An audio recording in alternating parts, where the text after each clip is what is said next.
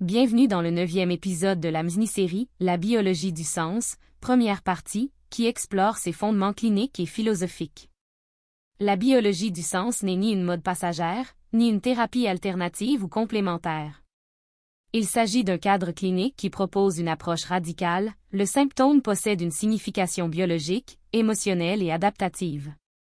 Cette approche clinique explicative n'a pas été conçue pour s'opposer à la médecine occidentale, mais pour répondre à une question qu'elle ne peut pleinement appréhender. Pourquoi ce corps tombe-t-il malade de cette façon, à ce moment précis, dans cette histoire? Origine et naissance de la biologie du sens.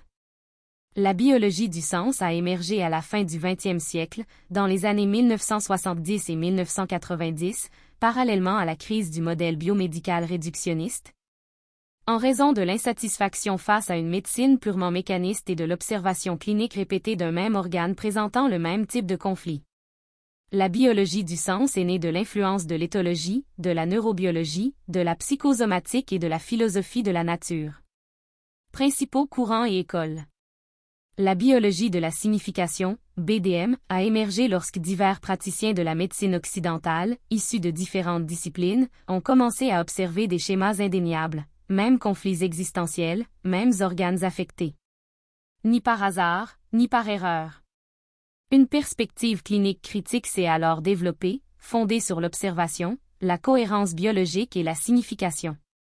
Il n'existe donc pas une seule biologie de la signification, mais plutôt plusieurs courants partageant un noyau commun.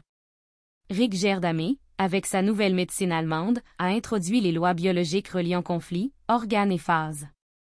Une contribution clinique structurelle majeure qui exige aujourd'hui une utilisation éthique et contextualisée. Claude Sabat. Cette approche élargit la perspective en intégrant l'histoire personnelle, le sens de la vie et la chronobiologie. Le symptôme s'inscrit dans une biographie, il n'apparaît pas isolément. Christian Flech, dans son ouvrage « Le décodage biologique », explique. Elle propose une méthodologie pédagogique claire pour l'écoute clinique du conflit et de son expression corporelle. Henrique Corbera et al., dans le cadre du biodécodage, affirme « Elle intègre la lecture symbolique du symptôme aux croyances, à la perception et à l'expérience émotionnelle. Plus accessible, plus orientée vers un changement de conscience, elle a un fort impact social. » Toutes ces approches s'accordent sur un point essentiel, le corps ne ment pas. Approches intégratives contemporaines. Aujourd'hui, la biologie du sens dialogue avec d'autres disciplines et s'appuie sur elle pour renforcer sa cohérence.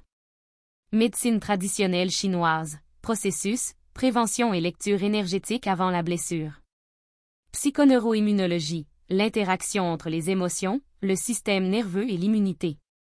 Épigénétique, l'environnement et l'expérience modulent l'expression des gènes. Modèle de conscience, Jung, Wilber, approches intégratives, niveau d'interprétation des symptômes, au-delà du corps physique. Cette fertilisation croisée n'affaiblit pas le modèle, elle le rend plus solide, plus vérifiable et plus humain. Parmi les auteurs contemporains et leurs contributions, on peut citer Candace Pert, 1946 à 2013, et la psychoneuroimmunologie.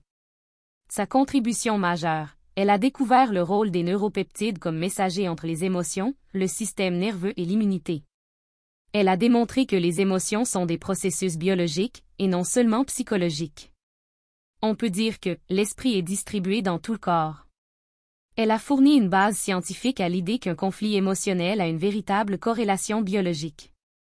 Elle a renforcé l'idée que le corps réagit comme un système intégré, et non comme des organes isolés. Bruce H. Lipton et l'épigénétique. Il a démontré que l'environnement, la perception et le stress modulent l'expression des gènes. La génétique n'est pas une fatalité. La perception contrôle la biologie. Il a soutenu scientifiquement que l'expérience vécue influence le corps. Il a établi un lien entre conflit, contexte et réponse biologique, sans recourir au déterminisme génétique. Antonio Damasio, à travers ses travaux sur les neurosciences des émotions, soutient que les émotions précèdent et structurent la raison. Il affirme que le corps est essentiel à la prise de décision et à la régulation de la vie. Il réaffirme que la biographie émotionnelle n'est pas un élément secondaire dans les processus de santé et défend une approche clinique où le ressenti compte autant que les données objectives. Ken Wilber, dans le cadre des modèles intégraux de la conscience, comble le fossé entre philosophie et clinique. Il propose de multiples niveaux d'interprétation, biologique, psychologique, social et symbolique. Aucun niveau ne peut, à lui seul, expliquer pleinement le tout. Il offre un cadre pour intégrer la biologie du sens, la médecine traditionnelle chinoise, MTC, et la pratique clinique occidentale. Il se garde du réductionnisme et des interprétations simplistes des symptômes. Ces approches contemporaines démontrent que la santé ne peut être appréhendée à un seul niveau. La biologie du sens, la MTC, l'épigénétique, la psychoneuroimmunologie et les modèles de conscience convergent vers une même conclusion. Le corps réagit à l'expérience vécue. N'oubliez pas que cette mini-série complète la formation du même nom, proposée à 3 niveaux. Abonnez-vous à la chaîne, aimez, commentez si vous le souhaitez et partagez cette vidéo pour sensibiliser le public. Apprenez les sciences en pleine conscience, car en matière de santé, le savoir n'est pas neutre, il est vital.